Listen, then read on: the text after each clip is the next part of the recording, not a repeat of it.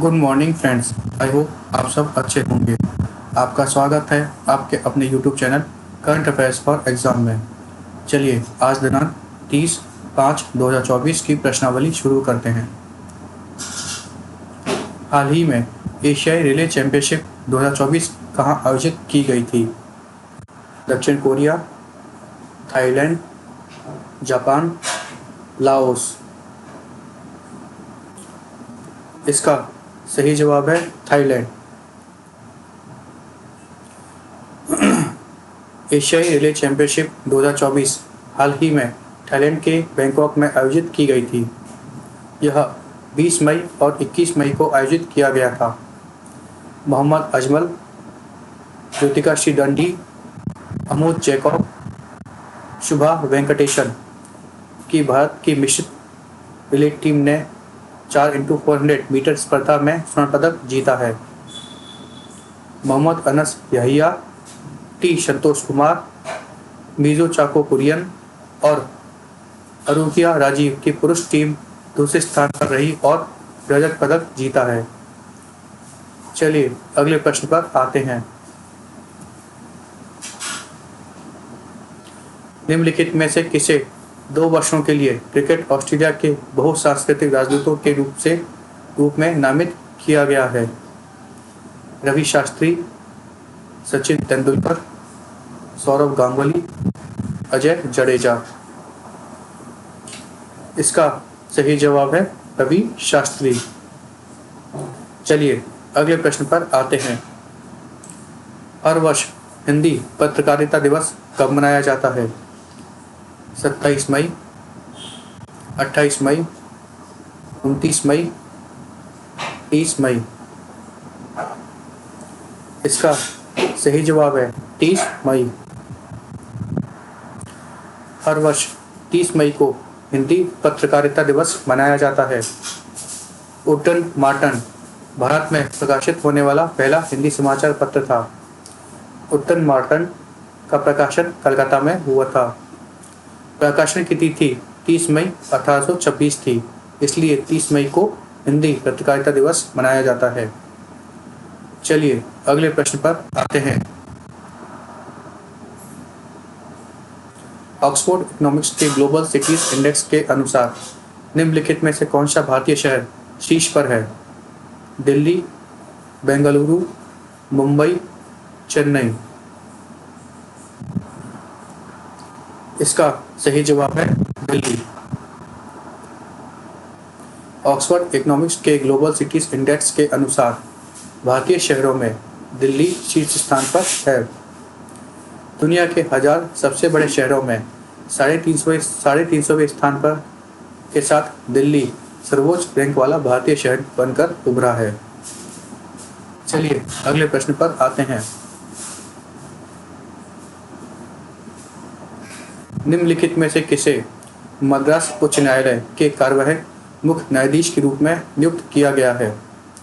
मुख्य न्यायाधीश संजय वी गंगापुरवाला, मुख्य न्यायाधीश निलय विपिन चंद्र अंजारिया, न्यायमूर्ति आर महादेवन, न्यायमूर्ति विजय बिश्नोई। इसका सही जवाब है न्यायमूर्ति आर महादेवन। न्यायमूर्ति आर महादेवन को मद्रास उच्च न्यायालय के कार्यवाहक मुख्य न्यायाधीश के रूप में नियुक्त किया गया है। चलिए अगले प्रश्न पर आते हैं। निम्नलिखित में से किसे हाल ही में खगोल विज्ञान के लिए शॉ पुरस्कार से सम्मानित किया गया है? विक्टोरिया काप्सी, Chryssa Kouveliotou, Michel Talagrand, Shrinivas Kulkarni. इसका सही जवाब है श्रीनिवास कुलकर्णी। हाल ही में श्रीनिवास कुलकर्णी को खगोल विज्ञान में शॉ पुरस्कार से सम्मानित किया गया है। शॉ पुरस्कार की स्थापना हांगकांग के दिवंगत परोपकारी रणशॉन द्वारा की गई थी। शॉ पुरस्कार में खगोल विज्ञान, जीवन विज्ञान और चिकित्सा और गणित विज्ञान में 3 वार्षिक पुरस्कार शामिल हैं। चलिए अगले प्रश्न पर आते हैं। हाल ही में दीपा कर्माकर ने एशियाई जिम्नास्टिक चैंपियनशिप में कौन सा पदक जीता है? स्वर्ण, कांस्य, रजत या उपरोक्त में से कोई भी नहीं। इसका सही जवाब है स्वर्ण पदक। हाल ही में दीपक कर्माकर ने एशियाई जिम्नास्टिक चैंपियनशिप में स्वर्ण पदक जीता है। वह एशियाई जिम्नास्टिक चैंपियनशिप में स्वर्ण पदक जीतने वाली पहली भारतीय महिला बनी है। उन्होंने 2014 में ग्लासगो राष्ट्रमंडल खेलों में कांस्य पदक जीता था। दीपक कर्माकर को 2016 में राजीव गांधी खेल रत्न पुरस्कार से भी सम्मानित किया गया था।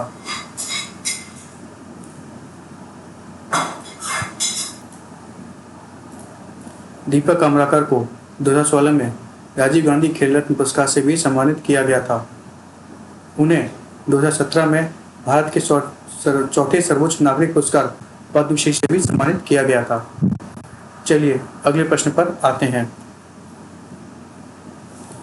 चक्रवात प्रेमल का नाम निम्नलिखित में से किस देश द्वारा दिया गया है?